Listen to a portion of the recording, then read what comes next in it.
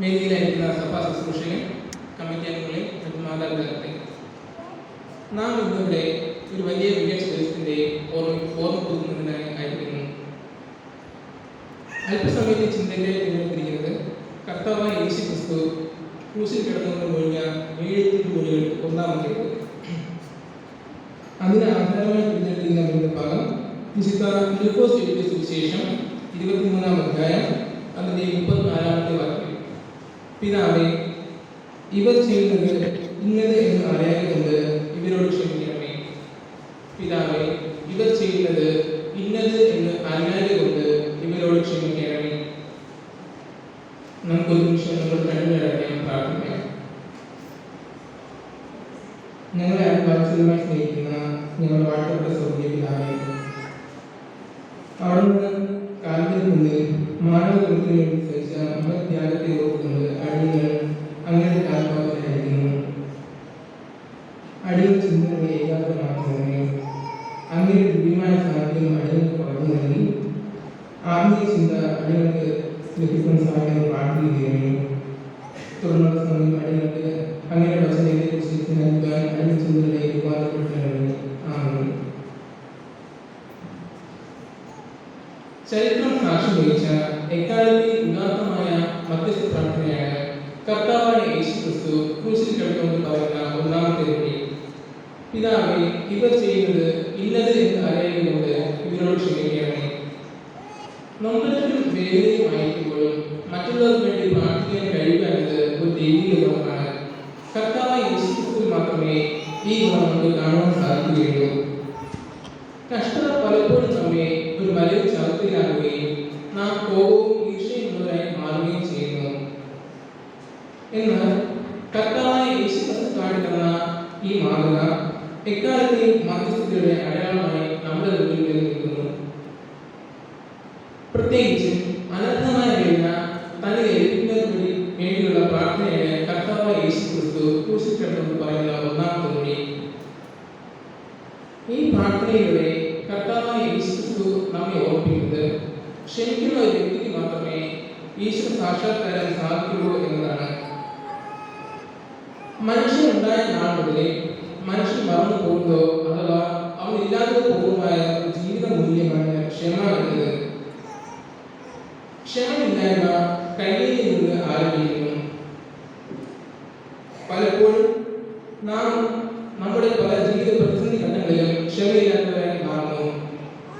എന്നാൽ നാം ഏത് കഠിനത അനുഭവിക്കുന്നവരാണെങ്കിലും ക്ഷമ കൈവശം വെക്കുവാൻ പാടില്ല എന്ന് കർത്താവായ യേശു ക്രിസ്തു നമ്മെ ഓർമ്മിപ്പിക്കുന്നു. കർത്താവായ യേശു ക്രിസ്തു ക്രൂശിൽ നിന്ന് പ്രാർത്ഥിക്കുന്ന ഒന്നാമത്തെ വഴി ഒരു മധ്യസ്ഥ പ്രാർത്ഥന കൂടിയാണ്. ഈ പ്രാർത്ഥനയിലൂടെ നിലവിലുള്ള നമ്മുടെ പാപങ്ങളെ കർത്താവ് ക്ഷമിച്ചു എന്ന ബോധ്യത്തോടെ ഒരു കാതലിന്റെ ജീവിതം നയിക്കാൻ നാം പ്രാപ്തരായി മാറുന്നു. ഇന്ന് ഈ വലിയ വെള്ളിയാഴ്ച ദിവസം കർത്താവായ യേശു ക്രിസ്തു ഇപ്രകാരം പ്രാർത്ഥിച്ചത് എന്തുകൊണ്ട് എന്ന് അല്പസമയം നമുക്ക് ഒരുമിച്ച് ചിന്തിക്കാം. ഒന്നാമതായി നാം നോക്കുമ്പോൾ കർത്താവായ യേശു ക്രിസ്തു സ്വയത്തെ അഥവാ തന്നെ തന്നെ ത്യജിച്ചുകൊണ്ടാണ് ഇപ്രകാരം പ്രാർത്ഥിക്കുന്നത്. തലകൊണ്ട എന്ന സ്ഥലത്ത് 2 കള്ളന്മാർ തടവിൽ ക്രിസ്തുവിനെ ക്രൂശിച്ച ശേഷമാണ് കർത്താവായ യേശു ക്രിസ്തു ഇപ്രകാരം പ്രാർത്ഥിക്കുന്നത്. ആ സമയം തന്റെ ജനനം മുതൽ താൻ അനുഭവിച്ച ഉണ്മയും പരിഹാസവുമെല്ലാം കർത്താവായ യേശു ക്രിസ്തുവിന്റെ മനസ്സിലൂടെ കടന്നുപോയിട്ടുണ്ടാകാം. മാനവജീവിതത്തിനായി കർത്താവായ യേശു ക്രിസ്തു ഈ ഭൂമിയിലേക്ക് കടന്നു വരുന്നു. എന്നാൽ ആർക്കു വേണ്ടിയാണോ കർത്താവായ യേശു ക്രിസ്തു ഈ ഭൂമിയിലേക്ക് കടന്നത് അവർ തന്നെ കർത്താവിനെ തിരസ്കരിക്കുന്നു. തനിക്ക് അർത്ഥമില്ലാത്ത ക്രൂശ് ഒടുവിൽ ക്രിസ്തുവിനെ വഹിക്കേണ്ടതായി വരുന്നു. ഇതുവരെ കർത്താവായ യേശു ക്രിസ്തു അനുഭവിച്ച മാനസികത ലോകത്ത് ഒരു മനുഷ്യനും സഹിക്കാൻ കഴിയാത്തതും ഇനി ഒരു മനുഷ്യനെ സഹിക്കാൻ കഴിയാത്തതും അപ്പുറമാകുന്നു. ഇവിടെ ഈ കൊടിയ വേദനയുടെ മധ്യത്തിൽ കർത്താവായ യേശു ക്രിസ്തു പ്രാർത്ഥിക്കുന്നത് തനിക്ക് ഈ വേദന ഉണ്ടാക്കിയതിനെ കുറിച്ച് അവർക്ക് നല്ലതിന് വേണ്ടി മാത്രമാണ്. അവർക്ക് ഉണ്ടായിരിക്കാവുന്ന കഷ്ടങ്ങളിൽ നിന്നും പിതാവ് അവരെ രക്ഷിക്കാൻ വേണ്ടിയാണ് കർത്താവ് യേശു ക്രിസ്തു പ്രാർത്ഥിക്കുന്നത്. ഇങ്ങനെ പ്രാർത്ഥിക്കുവാൻ കർത്താവായ യേശു ക്രിസ്തുവിന് മാത്രമേ സാധിക്കുകയുള്ളൂ. നമ്മുടെ വേദന നാം മറന്നാൽ മാത്രമേ നമുക്ക് ചുറ്റും കഷ്ടം അനുഭവിക്കുന്നവരെ നമുക്ക് കാണുവാൻ സാധിക്കുകയുള്ളൂ. എന്നാൽ പലപ്പോഴും നമ്മെ വേദനിപ്പിക്കുന്നവരെ നമുക്ക് ക്ഷമിക്കുവാൻ, അവരോട് ക്ഷമ കാണിക്കുവാൻ നമുക്ക് സാധിക്കുന്നില്ല. മത്തായി 6:15 വാക്യത്തിൽ ഇപ്രകാരം പറയുന്നു: നിങ്ങൾ മനുഷ്യരുടെ പിഴകളെ ക്ഷമിക്കാമെന്നല്ലോ, നിങ്ങളുടെ പിതാവ് നിങ്ങളുടെ പിഴകളെ ക്ഷമിക്കുകയില്ല. ഈ വാക്യം ക്ഷമയുടെ പ്രാധാന്യത്തിലേക്കാണ് വിരലിച്ചെല്ലുന്നത്. പഴയ കാലഘട്ടത്തിൽ മോശയുടെ ന്യായപ്രമാണം അനുശാസിക്കുന്നത് പല്ലിന് പകരം പല്ല്, കണ്ണിന് പകരം കണ്ണ്, ജീവന് പകരം ജീവൻ എന്നിങ്ങനെയാണ്. എന്നാൽ പുതിയ നിയമ കാലഘട്ടത്തിൽ കർത്താവായ യേശുക്രിസ്തുവിന്റെ വരവോടുകൂടി ഈ പ്രത്യയശാസ്ത്രത്തിൽ ഒരു മാറ്റം വരുന്നു. പുതിയ നിയമം പ്രതികാരത്തിൻ്റെയല്ല, മറിച്ച് ക്ഷമയുടെ ദർശനമാണ് നമുക്ക് കാണിച്ചു തരുന്നത്. കർത്താവായ യേശുക്രിസ്തു ഇത് തന്നെയാണ് നമ്മോട് പറയുന്നത്: നിന്റെ സഹോദരനോട് 7 വട്ടം ക്ഷമിക്കുക എന്ന് ക്രിസ്തു നമ്മെ പഠിപ്പിക്കുന്നു. ഈ ക്ഷമയോടൊപ്പം ക്രിസ്തു നമ്മോട് ഉദ്ബോധിക്കുന്നത് ഒരുവൻ അവനിലേക്ക് തന്നെ തിരിഞ്ഞു നോക്കുവാൻ വേണ്ടിയാണ്. ഒരുവൻ എന്നെ അനുഗമിക്കാൻ ഇച്ഛിച്ചാൽ തന്നെത്താൻ ഗ്രഹിച്ച് തന്റെ ക്രൂശെടുത്തുകൊണ്ട് എന്നെ അനുഗമിക്കട്ടെ എന്ന് ക്രിസ്തു പറഞ്ഞതായി നമുക്ക് കാണാൻ സാധിക്കുന്നു. ഇവിടെ ദൈവത്തോടുള്ള സമത്വം മുറുകെ പിടിക്കാതെ ദാസവേഷം സ്വീകരിക്കാൻ യേശുക്രിസ്തു സഹായമായത് തന്നിലുള്ള ത്യാഗ മനോഭാവം തന്നെയാണ്. ക്രിസ്തുവിന്റെ ഈ ഭാവം നമ്മിലും വരുമ്പോൾ മാത്രമേ നമുക്ക് ചുറ്റും കഷ്ടപ്പെടുന്നവരെയും വേദന സഹിക്കുന്നവരെയും കാണാൻ സാധിക്കുകയുള്ളൂ, അവരെ ആശ്വസിപ്പിക്കാൻ സാധിക്കുകയുള്ളൂ. ഇങ്ങനെ ചെയ്യുമ്പോൾ മാത്രമേ യേശുക്രിസ്തുവിന്റെ ഉത്തമ സാക്ഷികളായി മാറുവാൻ നമുക്ക് സാധിക്കുകയുള്ളൂ. രണ്ടാമത്, ദൈവത്തിന്റെ ഉഗ്ര കോപത്തിൽ നിന്നും മാനവകുലത്തെ രക്ഷിക്കുന്നതിനായി കർത്താവായ യേശുക്രിസ്തു ഇപ്രകാരം പ്രാർത്ഥിക്കുന്നു. ക്രിസ്തു ആർക്കു വേണ്ടിയാണോ ഈ ഭൂമിയിൽ വന്നത് അവർ തന്നെ ഒടുവിൽ ക്രിസ്തുവിനെ തിരസ്കരിക്കുന്നു. ഇവിടെ മനുഷ്യരുടെ പാപം ഏറ്റവും വലുതായി പിതാവിന്റെ സന്നിധിയിൽ എത്തുന്നതായി നമുക്ക് കാണുവാൻ സാധിക്കും. 3 രീതിയിലൂടെ മനുഷ്യരുടെ പാപം പിതാവിന്റെ സന്നിധിയിൽ എത്തുന്നതായി നമുക്ക് ദർശിക്കാൻ സാധിക്കുന്നു. ഒന്നാമതായി, ക്രിസ്തുവിനേക്കാൾ അധികം കള്ളനും കാലാത്മകവാസിയുമായിരുന്ന ബറബ്ബാസിനെ ജനങ്ങൾ ആവശ്യപ്പെടുന്നു. ഇവിടെ യേശുക്രിസ്തുവിനെ തിരസ്കരിക്കുക എന്ന പാപം മാത്രമല്ല, ക്രിസ്തുവിനേക്കാൾ അധികമായി ഒരു കള്ളനെ സ്നേഹിക്കുന്നു എന്ന പാപവും യഹൂദജനം ചെയ്യുന്നു. ഇത് ദൈവകോപത്തിന് കാരണമായി തീരുന്നു എന്ന് ക്രിസ്തുവിന് അറിയാമായിരുന്നു. രണ്ടാമതായി, യഹൂദജനം ആവശ്യപ്പെടുന്നത് തങ്ങളുടെ മേലും തങ്ങളുടെ മക്കളുടെ മേലും ഈ നീതിമാന്റെ യുദ്ധം കടന്നു വരട്ടെ എന്നാണ്. തങ്ങളുടെ മക്കളുടെ മേലും ഈ നീതിമാന്റെ യുദ്ധം കടന്നു വരട്ടെ എന്നുള്ള യഹൂദജനത്തിന്റെ ആവശ്യം ദൈവമുമ്പാകെ വലിയൊരു പാപമായി തീരുമെന്ന് ക്രിസ്തു ഭയപ്പെടുന്നു. മൂന്നാമതായി, യഹൂദ മത മേധാവികളും ദൈവത്തെക്കാൾ ഉപരിയായി കൈസറെ ഭയപ്പെടുന്നു, അഥവാ അധികാരവർഗത്തെ ഭയപ്പെടുന്നു. ഇവനെ നീ വിട്ടയക്കാതിരുന്നാൽ കൈസർ സ്നേഹിതനല്ല എന്നുള്ള യഹൂദ മത മേധാവികളുടെ പ്രഖ്യാപനം ദൈവകോപത്തിന് കാരണമായി തീരുമെന്ന് പുത്രനായ ക്രിസ്തുവിന്റെ അറിയാമായിരുന്നു. ഈ 3 കാരണങ്ങളാൽ ദൈവത്തിന്റെ കോപം ജനങ്ങളുടെ മേൽ ആവശ്യപ്പെടുമെന്ന് ക്രിസ്തു ഭയപ്പെടുന്നു. അതിനാൽ പിതാവായ ദൈവത്തെ പുത്രനായ ക്രിസ്തു ഓർമ്മിപ്പിക്കുകയാണ് ഈ പ്രാർത്ഥനയിലൂടെ. ക്ഷമ എന്നത് ദൈവിക സ്വഭാവമാണ്. ഞാൻ എന്നെ വേദനിപ്പിച്ചതോട് ക്ഷമിച്ചതുപോലെ പിതാവെ അങ്ങ് ക്ഷമിക്കണമേ എന്നാണ് ക്രിസ്തു ഇവിടെ പ്രാർത്ഥിക്കുന്നത്. ഒരേ സമയം മനുഷ്യനും ദൈവവുമായുള്ള ക്രിസ്തുവിന്റെ ക്രമീകൃതവും സ്വഭാവവും ഇവിടെ നമുക്ക് കാണാൻ സാധിക്കുന്നു. താൻ ഈ ലോകത്തിൽ വന്നത് കുറ്റം ചുമത്താനല്ല, കുറ്റം വിധിക്കാനല്ല, മറിച്ച് തന്നിലൂടെ മാനവജനത്തെ രക്ഷിക്കാൻ വേണ്ടി എന്ന് പിതാവിനെ ഓർമ്മിപ്പിക്കുകയാണ് ക്രിസ്തു ഈ പ്രാർത്ഥനയിലൂടെ. യഹൂദജനം രാജാവിൽ വരുന്ന മിശിഹായെ കാത്തിരിക്കുകയായിരുന്നു. എന്നാൽ ക്രിസ്തു യേശുവിൽ യഹൂദജനത്തിന് ആ മിശിഹായെ കണ്ടെത്താൻ സാധിക്കുന്നില്ല. ശരിക്കും യേശുക്രിസ്തു രാജാവായിരുന്നു. ക്ഷമയുടെ, സ്നേഹത്തിന്റെയും സഹനത്തിന്റെയും കരുതലിന്റെയും ജീവിതബോധങ്ങളുടെയും ഒക്കെ രാജാവായിരുന്നു. യേശുവിന്റെ മരണം പുതിയ പ്രതീക്ഷയും പ്രതീകവും മാനവജനത്തിന് പകർന്നു നൽകുന്നു. യേശുക്രിസ്തുവിന്റെ ക്രൂശിലെ പ്രാർത്ഥന എക്കാലത്തെയും മധ്യസ്ഥയുടെ അടയാളമാണ്. ആശ്രയിച്ചുകൊണ്ട് പുതിയ മാനവീയം ദർശിക്കുവാൻ ദൈവമേ സമർത്ഥമായി അനുഗ്രഹിക്കുകയും പ്രാർത്ഥിച്ചുകൊണ്ട് നിർത്തുന്നു.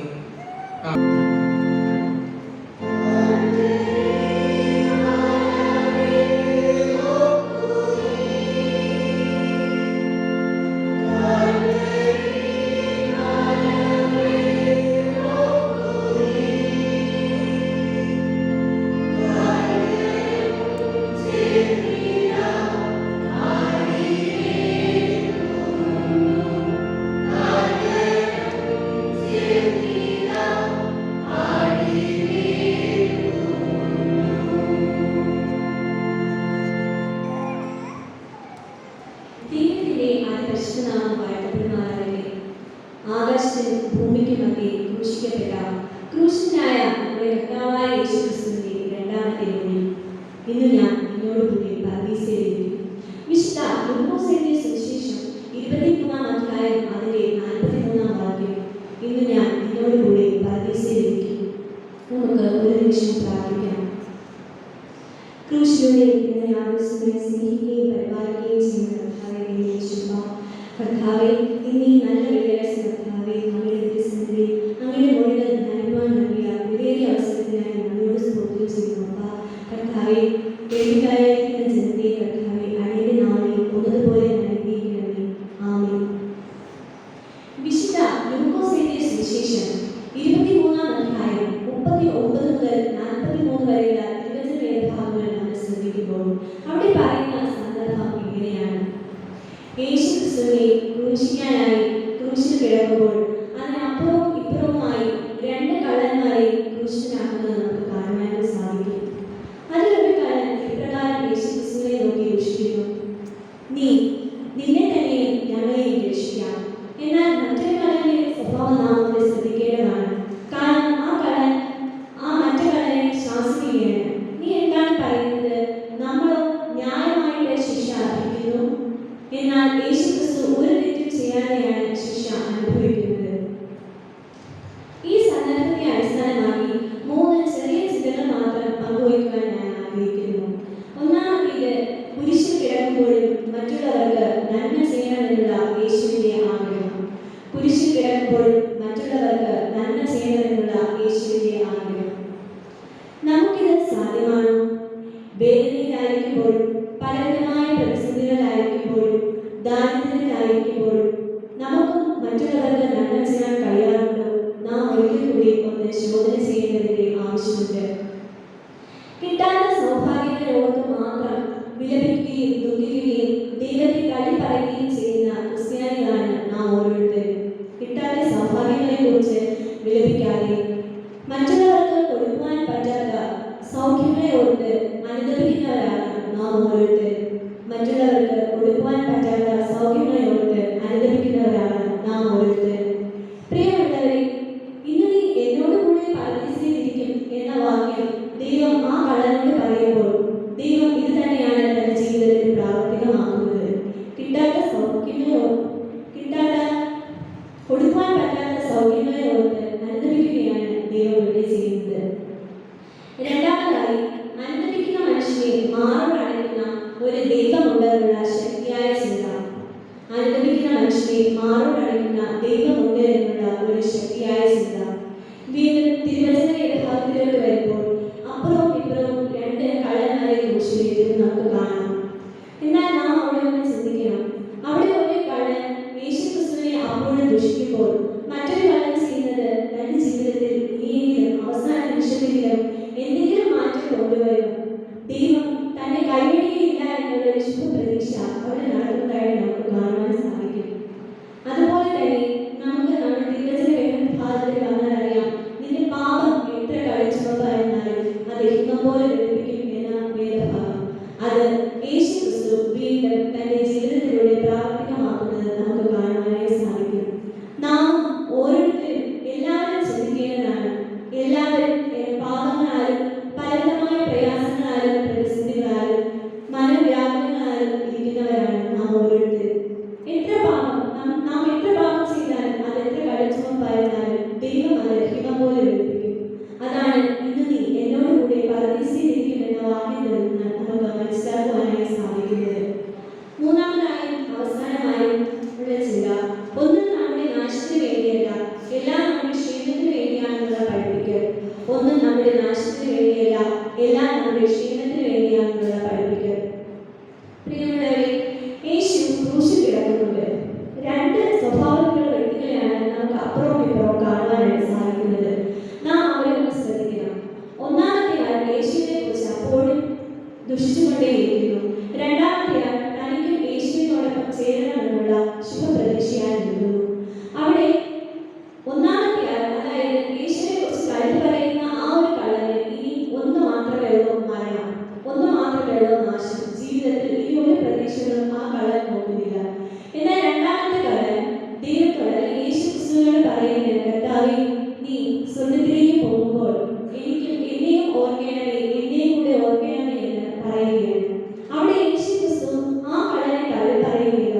എത്രയോ കഴിഞ്ഞ പാപങ്ങൾ ചെയ്തിട്ടാണ് ആ ഏറ്റവും വലിയ ശിക്ഷാവിധിയിൽ ഏർപ്പെട്ടിരിക്കുന്ന ആ കള്ളനോട് യേശു ക്രിസ്തു പറയുന്നത് ഇങ്ങനെയാണ്: ഇന്ന് നീ എന്നോട് കൂടെ പരദീസയിലിരിക്കും, ഇന്ന് നീ എന്നോട് കൂടെ പരദീസയിലിരിക്കും. പാട്ടുകാരൻ പാടുന്നത് പോലെ, മണ്ണോട് മണ്ണായി ഞാൻ അകന്നു പോയാലും എന്റെ യേശു എന്നെ കൈവിടുകയില്ല. മണ്ണോട് മണ്ണായി ഞാൻ മരിച്ചു പോയാലും എന്റെ യേശു എന്നെ കൈവിടുകയില്ല. പ്രിയമുള്ളവരെ, ദൈവം ഇത് തന്നെയാണ്, യേശു ക്രിസ്തു ഇത് തന്നെയാണ് നമുക്കും പറഞ്ഞു തരാനായിരിക്കുന്നത്.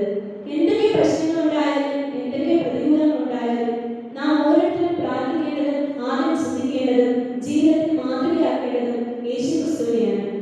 അപ്പോൾ നാം ഇന്ന് ചിന്തിച്ചത് 3 ചിന്തകളാണ്.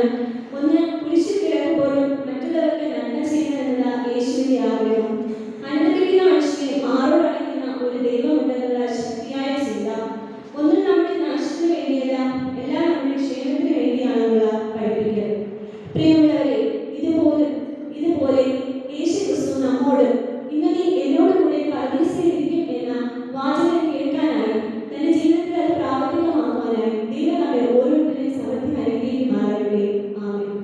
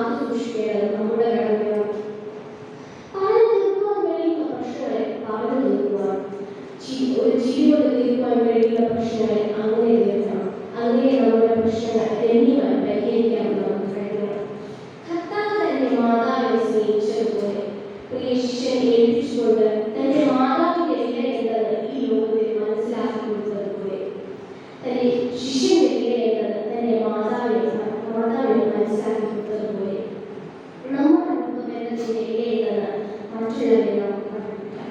നഷ്ടമാകുമ്പോഴാണ് അതിന്റെ വില നാം മനസ്സിലാക്കുന്നത്. ചെറിയ വെളുത്തിരിയാണെങ്കിൽ അത് ഉരുകി തീരുമ്പോൾ അല്ലെങ്കിൽ അത് അണഞ്ഞു പോകുമ്പോഴാണ് മാത്രമേ ചെറിയ വ്യക്തമായിരുന്നു എങ്കിൽ അത് വലിയ പ്രകാശത്തിന്റെ സാധ്യതയായിരുന്നു എന്ന് നാം മനസ്സിലാക്കുന്നത്. അതുകൊണ്ട് നമ്മുടെ ബന്ധങ്ങൾ നഷ്ടപ്പെട്ടു പോകാതിരിക്കട്ടെ. കർത്താവ് പറഞ്ഞതുപോലെ സ്ത്രീയെ ഇതാണ് നിന്റെ മകൻ, പിന്നെ ശിഷ്യനോട് ഇതാണ് നിന്റെ മാതാവ് എന്ന് പറഞ്ഞതുപോലെ നമ്മുടെ ബന്ധങ്ങൾ എല്ലാ തര സൗഹൃദത്തിന്റെയും ആനന്ദത്തിന്റെയും അനുഗ്രഹമായിരിക്കട്ടെ. അതിന് ദൈവം നമ്മെ സഹായിക്കട്ടെ. നമുക്ക് പ്രാർത്ഥിക്കാം. സ്നേഹവാനായ ദൈവമേ, ഈ അനുഗ്രഹപ്പെട്ട ദിവസത്തിനായി കർത്താവെ അങ്ങ് കുരിശിൽ കിടന്നുകൊണ്ട് പറഞ്ഞ മൂന്നാമത്തെ മൊഴി, സ്ത്രീയെ ഇതാണ് നിന്റെ മകൻ, ശിഷ്യനോട് ഇതാണ് നിന്റെ മാതാവ് എന്ന് ഞങ്ങളെ ഓർമ്മപ്പെടുത്തിയ കർത്താവെ, ഞങ്ങൾ ഞങ്ങളുടെ ജീവിതത്തിൽ ബന്ധങ്ങളെ കാത്തു പരിപാലിക്കേണ്ടവരാണ്. ഞങ്ങൾ ബന്ധങ്ങളെ സന്തോഷത്തോടെ നിലനിർത്തി കൊണ്ടുപോകാനുള്ള ഞങ്ങൾ തയ്യാറാണ് കർത്താവെ. ബന്ധങ്ങൾ ബന്ധങ്ങളാവാതെ ബന്ധങ്ങൾ വളരെ ആഴമേറിയതും ദൃഢമായിട്ടുള്ള ഒരു ബന്ധമാകുവാണ് എല്ലാ ബന്ധങ്ങളും മുന്നോട്ട് പോകുവാണ് ഈശ്വര നാമത്തിൽ യാചിക്കുമ്പോൾ പ്രാർത്ഥനയ്ക്കുള്ള കർത്താവേ, ആമേൻ.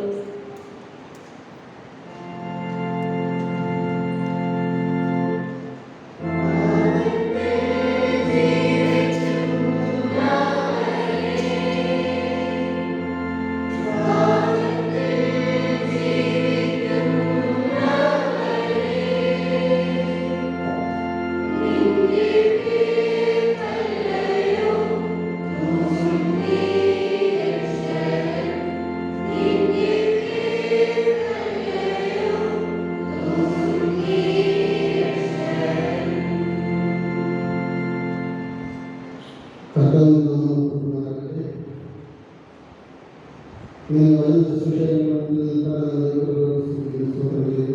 ദിവസങ്ങൾക്ക് മുമ്പ് ഒരു ആക്സിഡന്റ് അപ്പോഴുണ്ടായ കാര്യം മറന്നുപോകാനിടയായി. എന്നാൽ എൻ്റെ ജീവനും ആരോഗ്യത്തിനും ഒരു അപകടം കൂടാതെ ദൈവത്തിന് ഞാനിങ്ങനെ നിൽക്കണം തീരുമാനം ഒറ്റ കാരണം കൊണ്ട് മാത്രമാണ് ഞങ്ങളോട് നിൽക്കുന്നത്. എനിക്ക് നമുക്ക് പഠിക്കുന്ന മൊഴി 4ാമത്തെ മൊഴിയാണ്. മത്തായി 27:46. ഏകദേശം 3 നേരത്തെ യേശു ഏലി ഏലി ലമാ സബക്താനി എന്ന് വാക്യം നിർവഹിച്ചു. എൻ്റെ ദൈവമേ, എൻ്റെ ദൈവമേ, നീ എന്നെ കൈവിട്ടത് എന്ത്?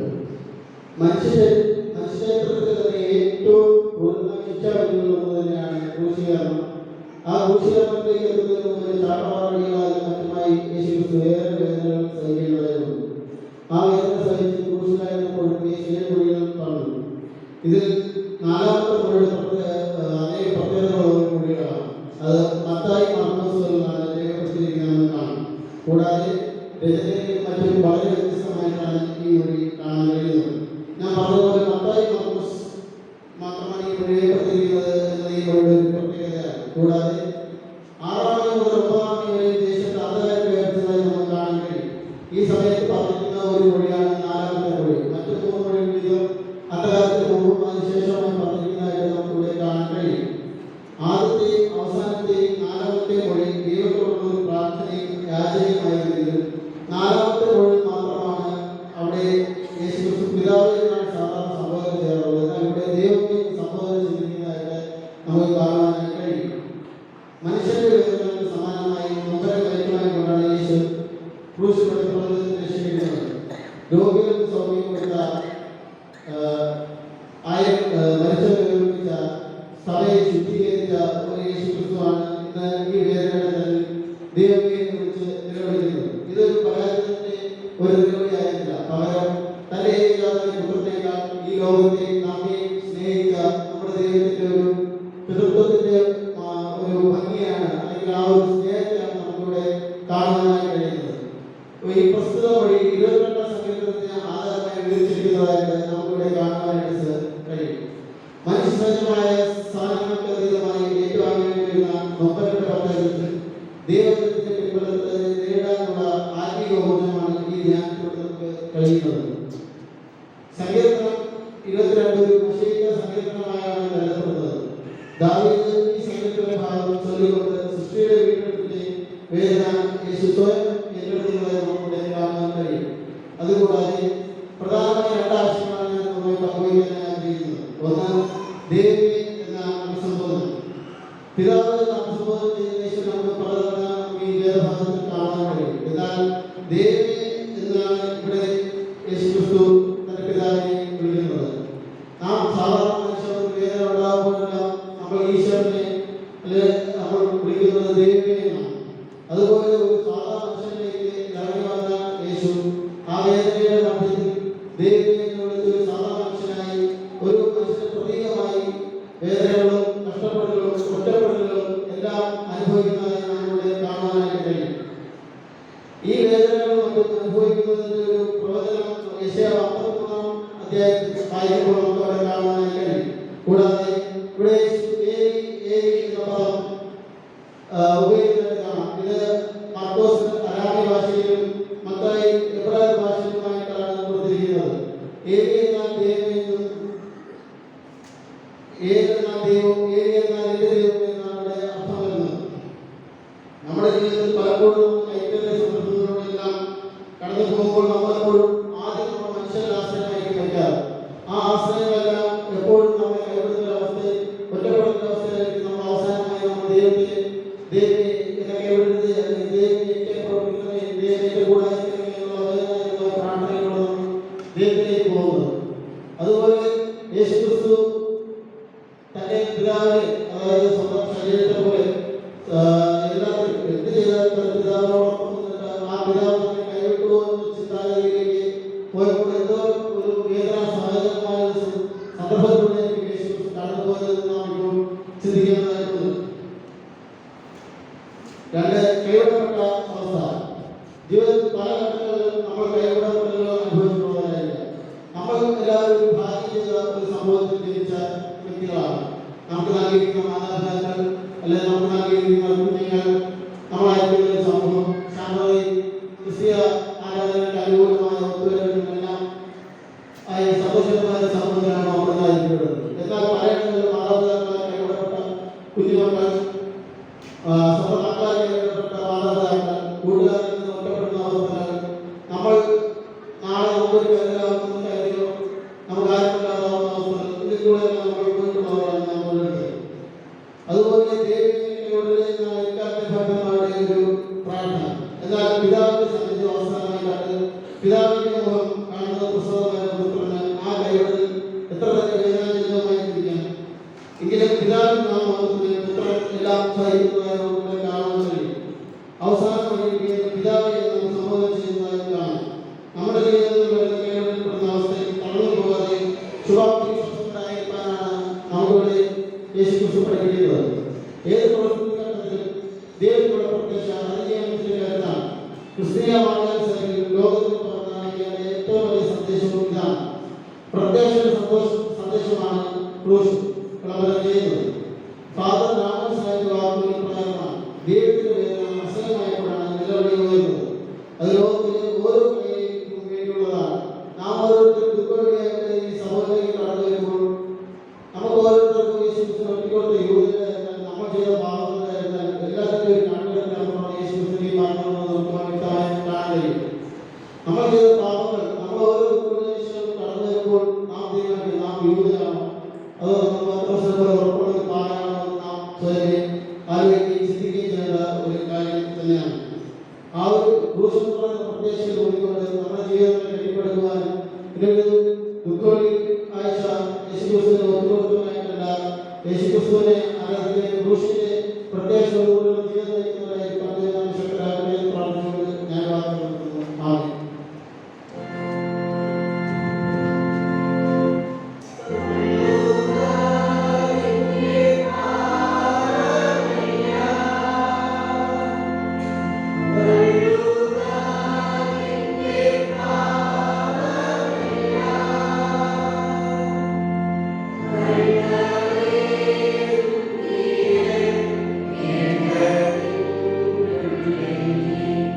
Hallelujah.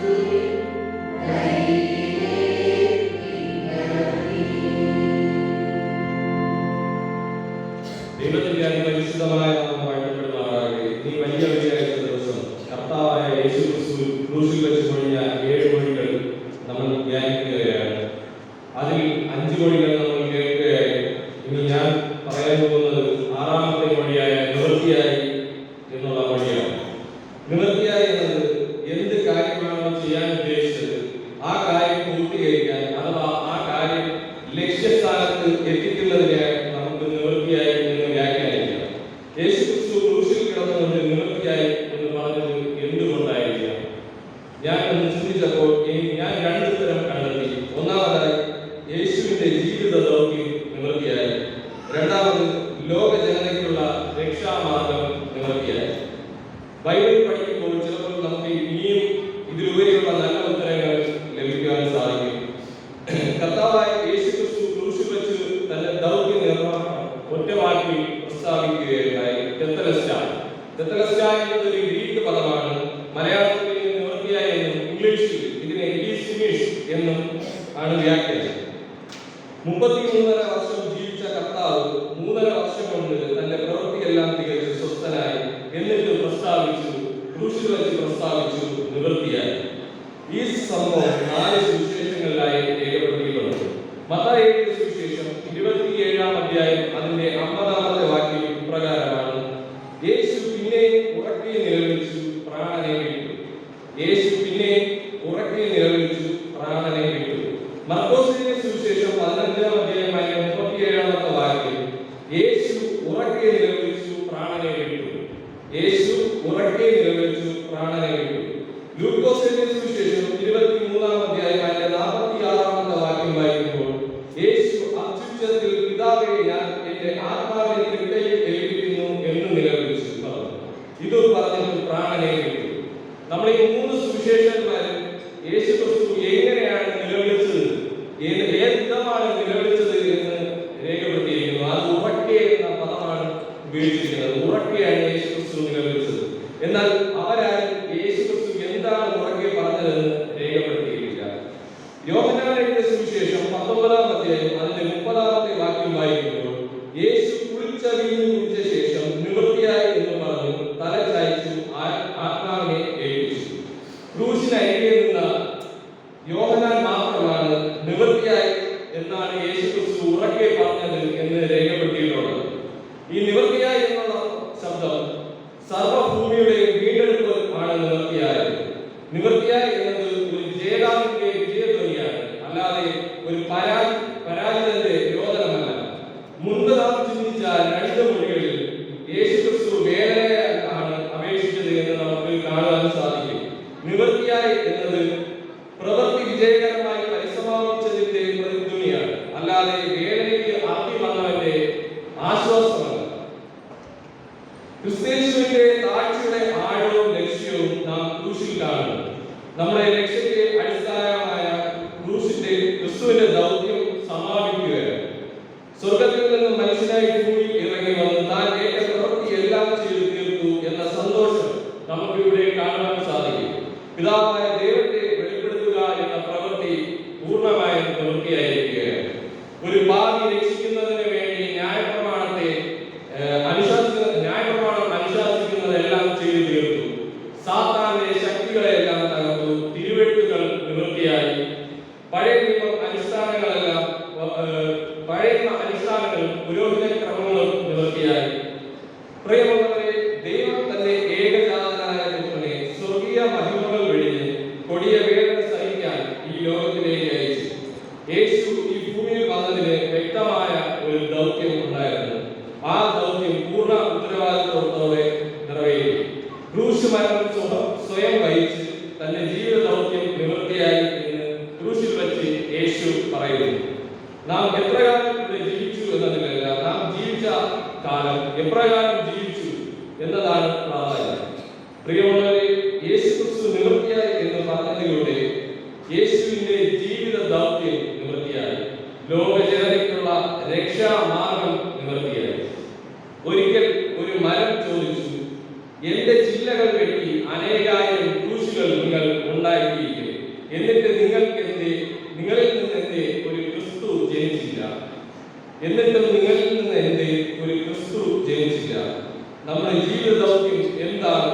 അത് നിവൃത്തിയാകുവാൻ ദൈവം നമ്മെ ഏവരെയും സമർത്ഥമായി അനുഗ്രഹിക്കുമാറാകട്ടെ. ആമേൻ. Krishna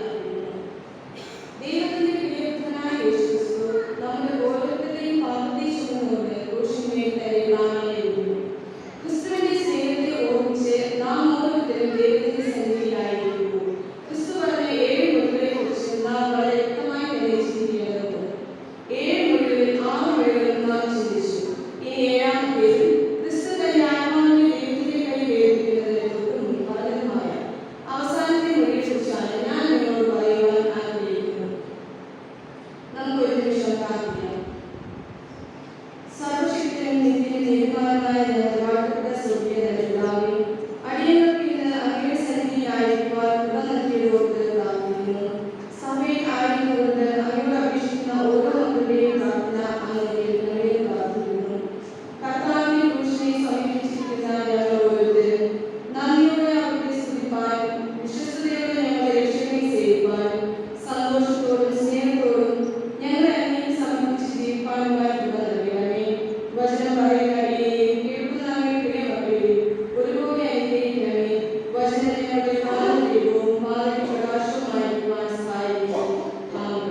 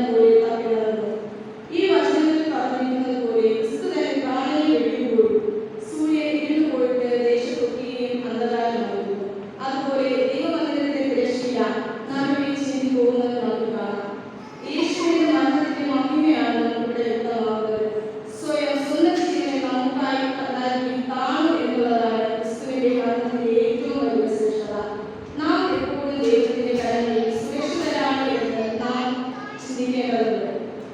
പഴയ വേദഭാഗങ്ങൾ നാം വായിക്കുമ്പോൾ ദാനിയേലിന്റെ പുസ്തകമൊക്കെ നാം നോക്കുമ്പോൾ അവിടെ ശദ്രക്കിനെയും മേശക്കിനെയും അബേദ്നെഗോവിനെയും എല്ലാം എല്ലാ പ്രതിസന്ധികളിലും വളരെയധികം രക്ഷയോടുകൂടി കാത്തു പരിപാലിക്കുന്ന